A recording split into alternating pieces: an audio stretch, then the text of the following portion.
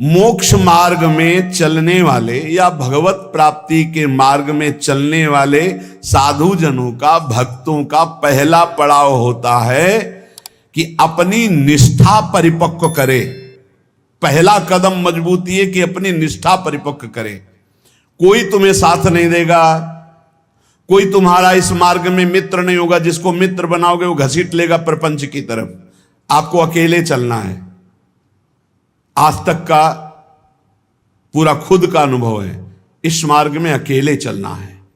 इस मार्ग में हमको मरना है।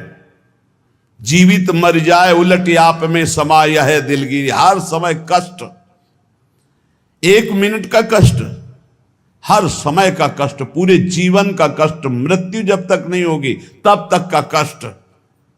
लेकिन उस कष्ट से ना उदास, ना निराश, ना हताश, पूरे जीवन की बात है।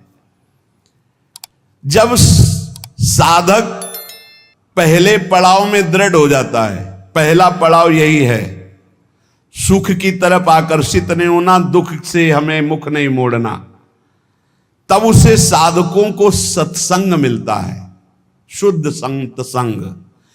उस संत संग से शुभेच्छा जागृत होती है, मुझे भगवत प्राप्ति करनी है।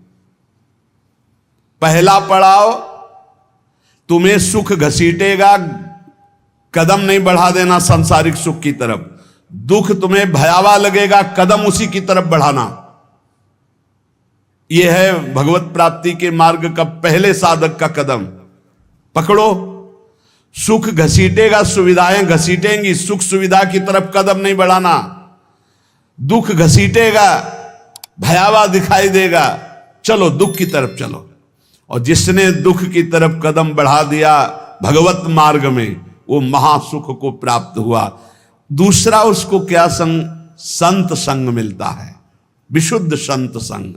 उससे शुभेच्छा जागृत होती, अशुभ कर्मों का त्याग और भगवत प्राप्ति की प्रबल इच्छा।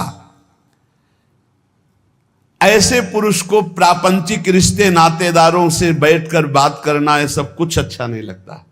पहला पड़ाव, भोगों की सुविधा मिलेगी उसकी तरफ से ना बोलना है।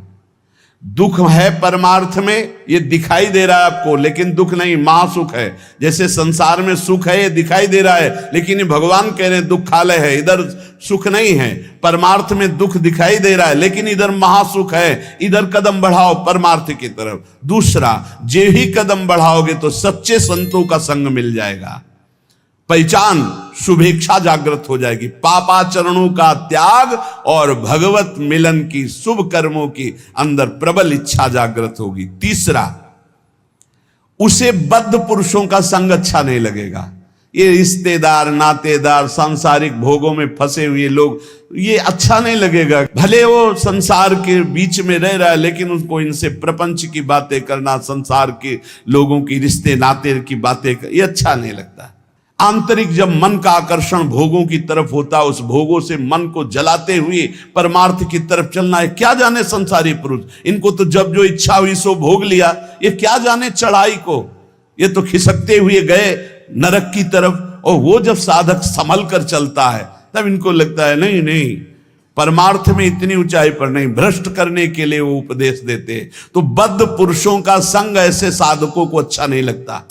उसको अच्छा लगता है भगवत प्रेमी महात्माओं का संग, भगवत मार्ग की चर्चा करने वाले, कैसे हम माया पर विजय प्राप्त करें, कैसे भगवान से अनुराग प्राप्त करें। सजाती संतों का संग अच्छा लगने लगता है, और उसमें संतों के प्रति जो भाव आया, उससे सद्गुणों की वृत्ति बढ़ने लगती है। सद्गुण जो भगवान को प्रसन्न करे, सद्गुण जो भगवान की प्रीति प्रदान करे। प्रपंच से पूरा मन हट जाता है उस साधक का। चौथी स्थिति आई, प्रपंच से पूरा मन हट जाता, बिल्कुल अच्छा नहीं लगता। जैसे स्वप्न झूठा, ऐसे संसार झूठा दिखाई देने लगता है। उमा कहो मैं अनुभव अपना, सत हरि भजन जगत सब सपना। तब उसका हृदय बहुत ध्यान देने योग्य, भगवान अपनी तरफ घसीटने लगते हैं। इतनी स्थिति के बाद ये संयोग वही बनाते हैं।